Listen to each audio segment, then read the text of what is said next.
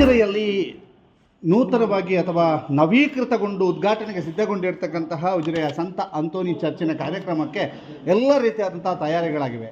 ಏನೇನಾಗಿದೆ ಇಲ್ಲಿ ನವೀಕೃತ, ಯಾವ ರೀತಿಯಲ್ಲಿ ಈ ಚರ್ಚ್ ನವೀಕೃತಗೊಂಡಿದೆ ಅನ್ನುವಂಥ ತಿಳಿಸಿ, ಅದಕ್ಕಿಂತ ಮೊದಲು 1969ರಲ್ಲಿ ಒಂದು ಇದ್ದಂತಹ ಚರ್ಚಿನ ಸ್ವರೂಪ ಹೇಗಿತ್ತು ಅನ್ನುವಂಥದ್ದು ನಿಮಗೆ ತೋರಿಸುವಂಥ ಪ್ರಯತ್ನವನ್ನು ಸುದ್ದಿ ನ್ಯೂಸ್ ಮಾಡ್ತಾ ಇದೆ. ಇದು ಈ ಹಿಂದೆ ಅಂದರೆ 50 ವರ್ಷಗಳ ಹಿಂದೆ 1969ರಲ್ಲಿ ಒಂದು ಚಿಕ್ಕ ಚರ್ಚನ್ನು ನಿರ್ಮಿಸುವಂತಹ ಒಂದು ಯೋಚನೆ ಮಾಡಿದರು. ಅವತ್ತು 40 ಕ್ರೈಸ್ತ ಕುಟುಂಬಗಳನ್ನು ಹೊಂದಿದ ಈ ಧರ್ಮ ಕೇಂದ್ರವು ಸಂತ ಅಂತೋನಿಯವರ ಹೆಸರಿಗೆ ಸಮರ್ಪಿಸಲಾಯಿತು ಅನ್ನುವಂಥದ್ದು.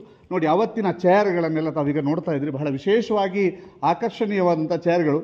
ಈ ಎಲ್ಲ ಚೇರ್ಗಳನ್ನು ಹೊಂದಿದ್ದು ಚಿಕ್ಕದೊಂದು ಚರ್ಚ್ ಇಲ್ಲಿ ನಿರ್ಮಾಣಗೊಂಡಿತ್ತು.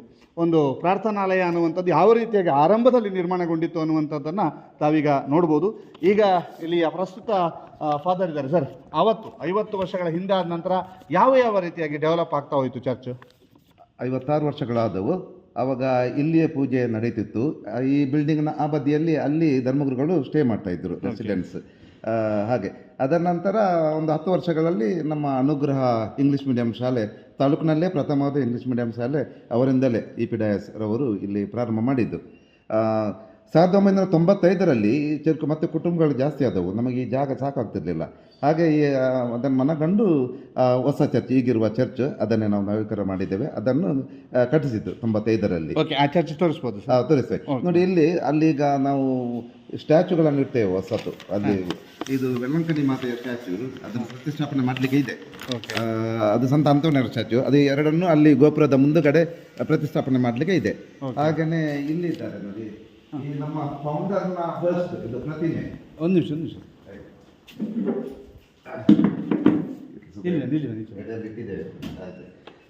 ಸರಿ.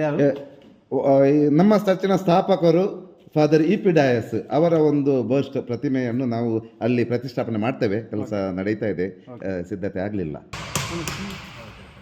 ಇದು 1995ರಲ್ಲಿ ಕಟ್ಟಿದಂಥ ಚರ್ಚ್. ಇದರ ನವೀಕರಣ ಈಗ ನಡೆಯುವುದು. ಫಾದರ್ ಆಂಡ್ರೂ ಅವರದೇ ಕಾಲದಲ್ಲಿ 1990ರಲ್ಲಿ ನಮ್ಮ ರೆಸಿಡೆನ್ಸಿ ಮನೆ ಅದನ್ನು ನಿರ್ಮಿಸಲಾಗಿತ್ತು. ಈ ಚರ್ಚಿನ ವಿಶೇಷತೆ ಸರ್? ನಾವು ಈ ಚರ್ಚಿನ ವಿಶೇಷತೆ ಇದೊಂದು ಅಷ್ಟಭುಜ ಆಕಾರದ ಚರ್ಚ್. ನಾವು ರೆನೋವೇಷನ್ ಮಾಡುವಾಗ ಅದೇ ಅಷ್ಟಭುಜದ ಆಕಾರವನ್ನು ನಾವು ಇಟ್ಟುಕೊಂಡಿದ್ದೇವೆ. ಇದು ನಮ್ಮ ಸಾಂಕ್ಚುವರಿ ಅಂತ ಹೇಳ್ತಾರೆ, ಏನು ಗರ್ಭಗುಡಿ ಅಂತ ಹೇಳ್ತೇವೆ, ಆ ಜಾಗ. ಅಲ್ಲಿ ಪರಮ ಪ್ರಸಾದ ಪೂಜೆ ಎಲ್ಲ ನಡೆಯುವುದು ಅಲ್ಲಿ. ಈ ಸ್ಟೇಜ್ ಹೌದು, ಇದು ಸಾಂಕ್ಚುವರಿ, ಪವಿತ್ರ ಜಾಗ. ಇದು ಇಲ್ಲಿ ಪೂಜೆ ನಡೆಯುವಂಥದ್ದು. ಬಲಿಪೀಠ ಎಲ್ಲ ಅದು ಬಲಿಪೀಠ ಇದೆ, ಮತ್ತೆ ಇದು ಬೈಬಲ್ ಓದ್ಗೆ ಎಲ್ಲದಕ್ಕೆ ಇದಕ್ಕೆ ಸ್ಥಾನ ಇದೆ. ಇದು ರಿಪೇರಿ ಆಗ್ತಾ ಇದೆ, ಸ್ವಲ್ಪ ಕೆಲಸ ಬಾಕಿ ಇದೆ, ಬ್ಯೂಟಿಫಿಕೇಶನ್ ಆಗಲಿಲ್ಲ. ಇಲ್ಲಿ ಮೇಲೆ ಇದೊಂದು ಹೊಸತಾಗಿ ನಾವು ಕಲೆಯನ್ನು ಕೈಯಲ್ಲೇ ಮಾಡಿಸಿದ್ದು. ಇದು ಶ್ರೀ ಡೇವಿಡ್ ರವರು ಅವರ ಕಲಾಕೃತಿ. ಇದು ಅಂದರೆ ಪ್ರಭು ಯೇಸುವಿನ ಕೊನೆಯ ಭೋಜನದ ಚಿತ್ರಣ. ಇದು ಮೊನ್ನೆ ತಾನೇ ಮುಗಿದಿತ್ತಷ್ಟೇ ಕೆಲಸ. ಇದು ಹೊಸತ್ತು, ಇಲ್ಲಿ ಇರಲಿಲ್ಲ. ಇದು ಹೊಸತ್ತು. ಮತ್ತು ಇದು ಕೂಡ ಏನು ನಾವು ಸುಮಾರು 68,000 ರೂಪಾಯಿ ಅದಕ್ಕೆ ತಗಲಿದೆ ಇದಕ್ಕೆ. ಹಾಗೆಯೇ ಇದಕ್ಕೆ ಸಾಂಕ್ಚುವರಿಗೆ ಅದರ ಈ ಥರನೇ ಮಾರ್ಬಲ್ ಇತ್ತು. ಈಗ ಅದಕ್ಕೆ ಗ್ರಾನೈಟ್ ಅಳವಡಿಸಿದ್ದೇವೆ, ಸ್ವಲ್ಪ ಎತ್ತರ ಮಾಡಿದ್ದೇವೆ. ಹಾಗೆ ವಿಸ್ತಾರ ನಾವು ಅದನ್ನು ಮಾಡಿದ್ದೇವೆ. ಮತ್ತೆ ಬೇಕಾದಾಗೆ ಇನ್ನು 2 ಬಾಗಿಲುಗಳನ್ನು ಈ ನಮ್ಮ ಸಾಂಕ್ಚುವರಿಯಿಂದ ಒಳಗೆ ಹೋಗಲಿಕ್ಕೆ ನಾವು ಮಾಡಿದ್ದೇವೆ. ಇದು ಸರ್, ಈಗ ಹಳೆಯ ಚರ್ಚಿನಲ್ಲಿ 50 ಕುಟುಂಬಗಳಿಗೆ ಕುಳಿತುಕೊಳ್ಳಲಿಕ್ಕೆ ಆಸನದ ವ್ಯವಸ್ಥೆಗಳಿತ್ತು. ಇಲ್ಲಿ ಪ್ರಾರ್ಥನೆಗೆ ಇಲ್ಲಿ ಎಷ್ಟು ಕುಟುಂಬಗಳಿಗೆ ಆಗುವಷ್ಟು ವ್ಯವಸ್ಥೆಗಳಿದ್ದಾವೆ? ಇಲ್ಲಿ ಕುಟುಂಬಗಳು ಹೇಳುವುದಕ್ಕಿಂತ ನಾವು ಎಷ್ಟು ಜನರಿಗೆ ಅಂತ ಈ ಒಂದು ಜಾಗದಲ್ಲಿ ಒಂದು 450 ಮಂದಿ ಕೂತ್ಕೊಳ್ಳೋ ಜಾಗ ವ್ಯವಸ್ಥೆ ಇತ್ತು. ಆದರೆ ಈಗ ನಾವು ಮೊಣಕಾಲು ಹಾಕುವ ಬೆಂಚಿನ ವ್ಯವಸ್ಥೆ ಮಾಡಿದ್ದರಿಂದ ಸಾಧಾರಣ ಒಂದು, ಮತ್ತು ವಿಸ್ತಾರ ಕೂಡ ಆಗಿದೆ. ಈಗ ಒಂದು ಸಾಧಾರಣ ಒಂದು 700 ಮಂದಿಗೆ ಇದರಲ್ಲಿ ಕೂತ್ಕೊಳ್ಬೋದು. ಮತ್ತು ನಮಗೆ ಹೊರಗಡೆ ಕೂಡ ನಾವು ವ್ಯವಸ್ಥೆ ಮಾಡಿದ್ದೇವೆ ಅಧಿಕ ಮಂದಿಗೆ. ಹಬ್ಬದ ಸಂದರ್ಭದಲ್ಲೆಲ್ಲ ನಮಗೆ ಯೂಶುವಲಿ ಬರುವ ಸಂಖ್ಯೆ ಅಷ್ಟೇ 600-700. ನಮ್ಮ ಆಂಟನಿ ಫೆರ್ನಾಂಡಿಸ್ ಅಂತ ಉಪದೇಶರು ಚರ್ಚಿದ್ದು. ಇದು ನಾವು ಇಲ್ಲಿವರೆಗೆ, ಈಗ ಮೊದಲಿದ್ದು ಈ ಚರ್ಚ್ ಇಲ್ಲಿವರೆಗೆ ಮತ್ತಿದ್ದದ್ದು ಎಲ್ಲಿವರೆಗೆ? ಈ ಆ ಪಿಲ್ಲರ್ ವರೆಗೆ, ಅದು ಕೆಳಗೆ ಈ ಪಿಲ್ಲರ್ ವರೆಗೆ, ಫಸ್ಟ್ ಪಿಲ್ಲರ್ ವರೆಗೆ ಇತ್ತು. ಅದರಂತರ ಈಗ ನಾವು ಹೆಚ್ಚುವರಿಯಾಗಿ ಅದನ್ನು ಸೇರ್ಪಡೆ ಮಾಡಿದ್ದೇವೆ. ಆ ಜಾಗವನ್ನು ಹೆಚ್ಚುವರಿ ಸೇರ್ಪಡೆ ಮಾಡಿದ್ದೇವೆ. ಇಲ್ಲಿಂದ ಮುಂದಿನ ಭಾಗ, ಈಗ ತಾವು ನೋಡ್ತಾ ಇರುವಂಥ ಭಾಗ, ಇವು ಕಂಪ್ಲೀಟ್ ಆಗಿ ಹೊಸದಾಗಿ ಸೇರ್ಪಡೆಗೊಂಡಿರುವಂಥ ಜಾಗ ಅಲ್ವಾ ಸರ್? ಇದನ್ನು ಹೊಸದಾಗಿ ಸೇರ್ಪಡೆ ಮಾಡಿ, ಇಷ್ಟು ಮುಂದೆ ಈ ಕಡೆದು ಎಲ್ಲ ಹೊಸದಾಗಿ ನೀರೆಲ್ಲ ಕಂಪ್ಲೀಟ್ ಹೊಸದಾಗಿ ಸೇರ್ಪಡೆ ಮಾಡುವಂಥದ್ದು. ಹಳೆಯ ನಮ್ಮದು ಗೋಪುರ ಇತ್ತು, ಅದು ಸ್ವಲ್ಪ ನಮಗೆ ಶಿಥಿಲಾವಸ್ಥೆ ಹೋಗಿತ್ತು. ಆದ ಕಾರಣದನ್ನು ಡೆಮೊಲಿಷ್ ಮಾಡಿ ನಾವು ಇದನ್ನು ಹೊಸದಾಗಿ ನಾವು ನಿರ್ಮಿಸುವಂಥದ್ದು. ಇದನ್ನು ಈಗ ಮುಂದುವರಿದ ಎಲ್ಲ ಜಾಗವನ್ನು ಇದೀಗ ನಾವು ಇದೊಂದು ಹೊಸತಾಗಿ ಒಂದು ನಿರ್ಮಿಸುವಂಥ ದೊಡ್ಡ ಇದು ಹೌದು ಇದು ನಮ್ಮ ಪಾಲಕರು ಸಂತ ಅಂತೋನಿಯವರ ಮೂರ್ತಿಯನ್ನು ನಾವು ಇದರಲ್ಲಿ ಇಡ್ತೇವೆ.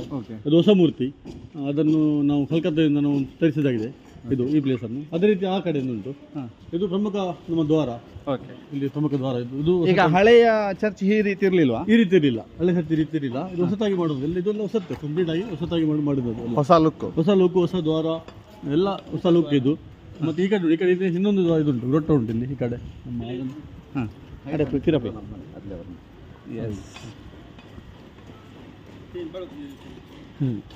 ಇಲ್ಲಿ ನಮ್ಮದು ವೆಲಂಕನಿ ಮಾತೆ ಅವ್ರದ್ದು ರೊಟ್ಟ ಬರ್ತದೆ. ನಾವಿಲ್ಲಿ ಹಳೆ ಚರ್ಚಲ್ಲಿ ನೋಡಿದ್ದೇವಲ್ಲ ಈಗ ಮೂರ್ತಿ, ಅದನ್ನು ನಾವು ಇಲ್ಲಿ ಪ್ರತಿಷ್ಠಾಪನೆ ಮಾಡ್ತೇವೆ, ಇದರಲ್ಲಿ ಮಾಡ್ತೇವೆ. ಇದು ಸಂಪೂರ್ಣವಾಗಿ ಹೊಸತಾಗಿ ನಾವು ಮಾಡಿದಂಥದ್ದು. ಮೊನ್ನೆ ಆದಿತ್ಯವಾರ ಅಲ್ಲಿ ಒಂದು ಮೂರ್ತಿ ವಿಹಾರ ನಮ್ಮ ಪಾಲಕರದು, ಅದು ಹೊಸ ಮೂರ್ತಿ, ಅದನ್ನು ಕೂಡ ನಾವು ಕಲ್ಕತ್ತಾ ತಂದದ್ದು. ಅದು ಈಗ ಮೊನ್ನೆ ಆದಿತ್ಯವಾರ ಪ್ರತಿಷ್ಠಾಪನೆ ಮಾಡಿ ಆಗಿದೆ, ಇನ್ನಿದನ್ನು ಮಾಡಬೇಕಷ್ಟೇ.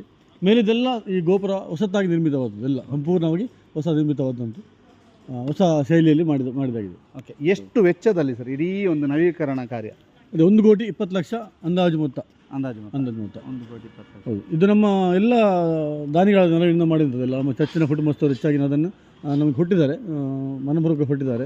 ಇದಕ್ಕಾಗಿ ಬೇರೆ ಯಾವುದೇ ನಾವು ಪ್ರಾಜೆಕ್ಟ್ ಅಂತ ಮಾಡಲಿಲ್ಲ ಅದಕ್ಕೆ ಅಂತೇಳಿ, ಸಪ್ರೇಟ್ ನಾಟಕ ಮಾಡುವಂಥ ಥರ ಯಾವುದಾಗಲಿ. ಮತ್ತು ಸರ್ಕಾರದ ಅನುದಾನ ಒಂದು 20 ಲಕ್ಷ ಬಂದಿದೆ ನಮಗೆ, ಇನ್ನು 20 ಲಕ್ಷ ನಮಗೆ ಬರಲಿಕ್ಕೆ ಉಂಟು. ವಿಜಯ್ ಅಂತೇಳಿ ಅವರು ಇವರು ಮಾಡಿರುವಂಥದ್ದು, ಪ್ರವೀಣ್ ವಿಜಯ್ ಅವರು ಮಾಡಿದ್ದು ಉಸ್ತುವಾರಿ ಎಲ್ಲ ಈ ಕೆಲಸದ ಸಂಪೂರ್ಣ ಉಸ್ತುವಾರಿ ಅವರು. ಒಂದು ಇಡೀ ಚರ್ಚಿನ ಸ್ವರೂಪ ಹೇಗೆ ಬದಲಾವಣೆ ಆಯಿತು? ಸ್ವರೂಪ ಬದಲಾವಣೆ ಅಂದರೆ, ಮೊದಲು ನಮ್ಮದು ಒಂದು ಇಲ್ಲಿ ನಾವು ಏನು ಈಗ ಕಟ್ಟಿದ್ದೇವೆ ನೋಡಿ, ಅದು ಮೊದಲಿದ್ದು ಸ್ವಲ್ಪ ಶಿಥಿಲ ವ್ಯವಸ್ಥೆಗೊಂಡಿತ್ತು.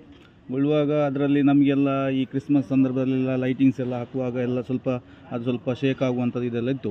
ಆಮೇಲೆ ನಾವು ಒಂದು ನಮ್ಮ ಫಾದರ್ನವರು, ಆಮೇಲೆ ನಮ್ಮ ಉಪಾಧ್ಯಕ್ಷರು ಮತ್ತು ಚರ್ಚಿನ ಎಲ್ಲ ಆರ್ಥಿಕ ಸಮಿತಿ ನಾವು ಸದಸ್ಯರೆಲ್ಲ ಸೇರಿ ನಾವೊಂದು ಸರ್ಕಾರಕ್ಕೆ ಒಂದು ಮನವಿಟ್ಟ ಮೇಲೆ ಇದನ್ನು ಮಾಡುವ, ಹೇಗೆ ಆಗ್ಬೋದು ನೋಡುವ ಅಂತ ಒಮ್ಮೆ ಫಸ್ಟಿಗೆ ಒಂದು ಯೋಜನೆ ಮಾಡಿದ ಕೂಡಲೇ ಅದನ್ನು ಹೇಗೆ ಕಾರ್ಯಗತ ಮಾಡೋದು ಅಂದರೆ 1,20,00,000 ಅಷ್ಟು ಸುಲಭದ ಕೆಲಸ ಅಲ್ಲ. ನಾವು ಮಾಡಿದ ಮೇಲೆ ಅದನ್ನು ನಮಗೆ ಒಂದು 6, 7, 8 ತಿಂಗಳಲ್ಲಿ ಮುಗಿಸಬೇಕು ಅಂತೇಳಿ ನಮ್ಮ ಯೋಜನೆ ಕೂಡ ಇತ್ತು.